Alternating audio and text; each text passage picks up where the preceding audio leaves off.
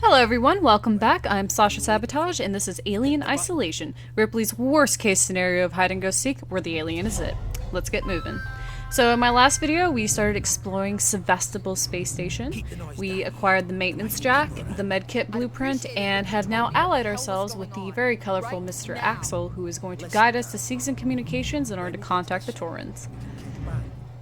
So pretty much what we're doing right now. How well do you know your long-haul sex partner? But anyway, so right now Ripley isn't quite sure what she's having to deal with on board the station as far as the alien is concerned, and she's trying to get more information out of Axel beyond that it's a killer. But he doesn't really even know too much of what he's dealing with. All he knows is that it's deadly and dangerous. But I really love how this game really put the fear back into the alien. Nothing quite brought home the horror of the alien like in the first Alien movie when Ripley's going down the corridor and she hears Lambert's death over the intercom. You have Lambert whimpering and hyperventilating, and then that blood-curdling scream right before the intercom breaks out. That right there just brought it home for me. That was terrifying, and no other Alien movie has been able to recreate that experience for me. So this part's basically kind of a, this is where you crouch and you kind of practice your peeking skills. It's okay to peek in and out, kind of get a quick glance, but you don't want to, keep sticking your head out there. Obviously I don't do that here, but if you stick your head out long enough, you will be spotted. So definitely just quick glance. That's kind of how you see what Axel is doing. Alright, follow Axel into the vents. Hi-ho, hi-ho, through sphincter vents we go, with medkits, flares, and shitless scared, hi-ho. So, once again, vents are not my favorite way to travel. Unfortunately, the game will force you to go through some vents. Because, think about it, this is how the alien moves around, and it can move around a lot faster than you can. So once the alien gets in the vents, it's game over. It's game over, man, it's game over. But, so generally why... Now, if I have the flamethrower, I feel a little bit more at ease, unless it's, like, right behind me. But, so I think there's definitely a black market happening at Sevastopol Station, because I don't think they would let you have firearms legally, since that's always been a thing in the movies where, don't shoot, it's in front of the hole type thing. So this must be Axel's pad, his man cave. See, I'm gathering from Axel from the dog tags that he wears and just his skills that you know so far, that he has some military experience or something like it, and that's why he's able to, that's why he knows his way around, is willing to do what he has to do, and why he survived so long, because, I mean, if you can't get off the ship, this is definitely a way to do it. Pick up the flashlight. Now, the flashlight, I don't really use. I mean, obviously there'll be some points where it's helpful to use the flashlight, but I just prefer not to. I prefer to stay under the cover of darkness. But, so the main reason why is that it's not weaponized like the Molotov and the flamethrower are, which you can use as light sources later on once you get them. So until they weaponize the flashlight, not something I'm really going to use. Obviously in this part it doesn't really matter because you don't really have to worry about that so much, but still. One thing I really enjoy is how the vent openings look. They are exactly from the first movie, and the vents in general are exactly from the first movie, and it's so wonderful to see how it's revered in this game. So in this part, pretty much just, looking around, there's 2 flashlight batteries and an ID card. I've played through this part a few times, and it's never really changed. It's always been a constant in this area. So... really not a whole lot to explore here. The flashlight, see the problem with the flashlight is that it points you out to enemies. So if you want it on, just flash it on and off. There's an ID tag. Now ID tags are, I mean, they're not that important, but I mean, if you can pick them up, go ahead and pick them up. Don't kill yourself trying to pick them up, but they add a little bit more, I guess, to the story, I suppose. And they don't take up space in your inventory, so I mean, it's pretty much a freebie, and you may as well. But like I said, don't die trying to get one because they are not that important. So here's the vent. This Axel's coming over to open it. I don't know why he has to open it. I guess there's some weird thing he has to do. Maybe he rigged it up to where he's the only one that knows how to open and close it.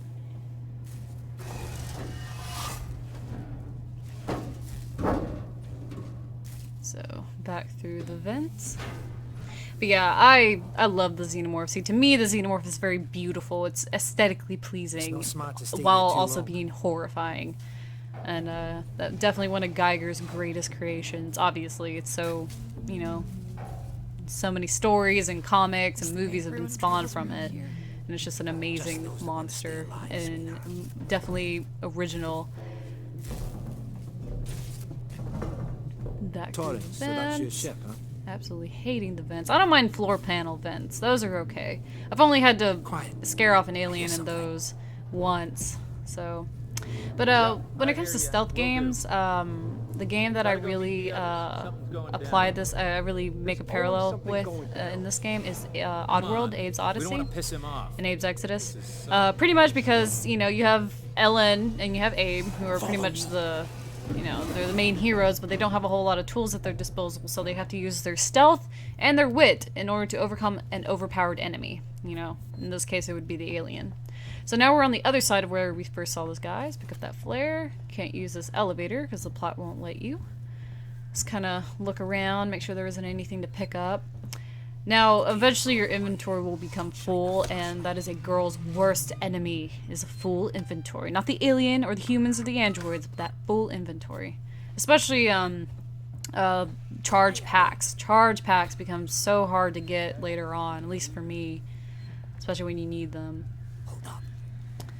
Alright, so now we're getting a little closer to the human element of the game. I believe these humans, these are not the last time you see these humans.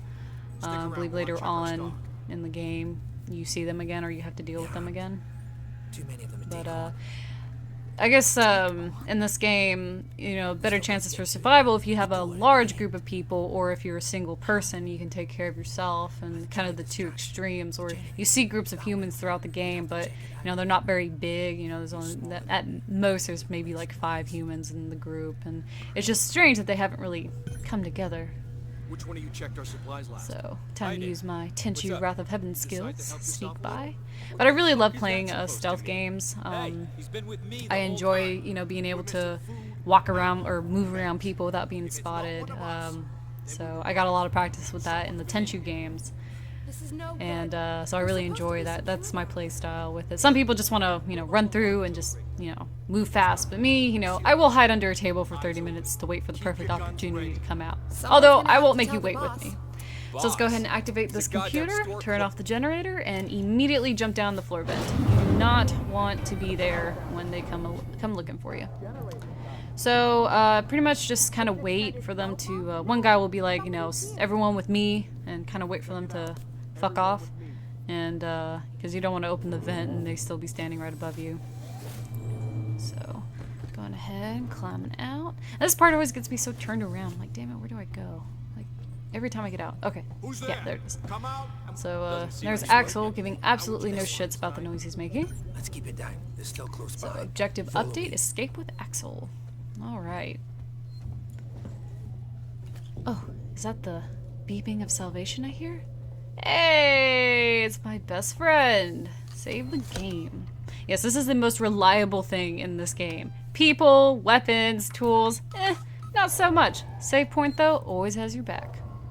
Unfortunately, the save point does become few and far between as you progress through the game, so you start really jonesing for your friend there toward the end of the game. Not quite what you expect. So, some people like to deal with humans using the alien. I had one instance where I was hiding underneath the table, but a human saw me and there was a whole group of them and they start shooting at me, and I'm like, oh crap, let's get up so I can, you know, get away from this gunfire. Well, as soon as I get up and go and start going in the opposite direction, that's when the alien just charges right towards me. I'm like, oh crap, I'm gonna die, crap.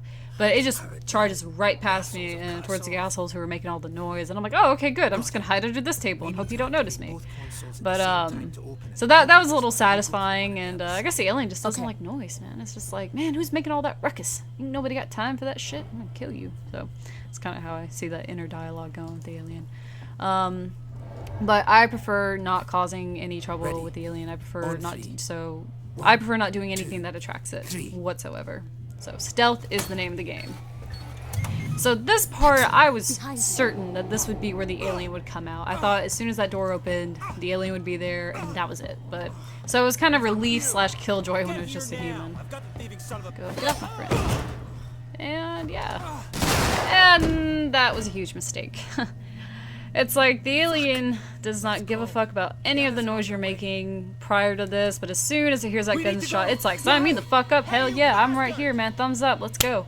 So that's pretty much how the alien reacts to gunshots, so keep that in mind. Alright, hauling ass and cutscene. Come on! You killed that guy! Because he was going to kill me, you saved my life.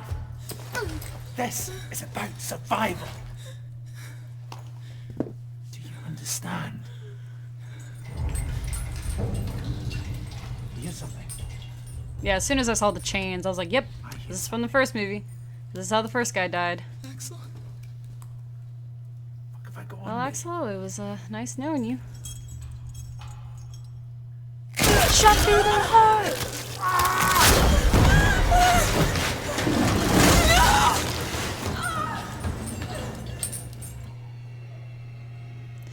Ooh, okay, this part, no matter how many times I've played this, gets me going. Let's go this way. Ooh. So, like I've said, the aliens' entrances are always dramatic. It is a drama queen. So let's go over here, kind of walk, try not to make that much noise, call the transit. Now, as soon as you hit that button, find a place to hide. I prefer hiding here, because transits take their sweet, precious time getting to you. And I mean, a minute in this game is like an eternity, especially when you hear the alien just screeching in the background.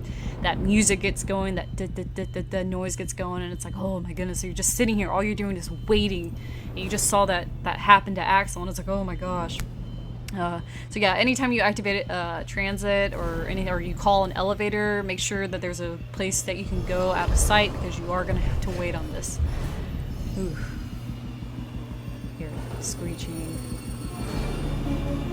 And there it is. Even when it actually pulls up, it takes forever to open the damn doors.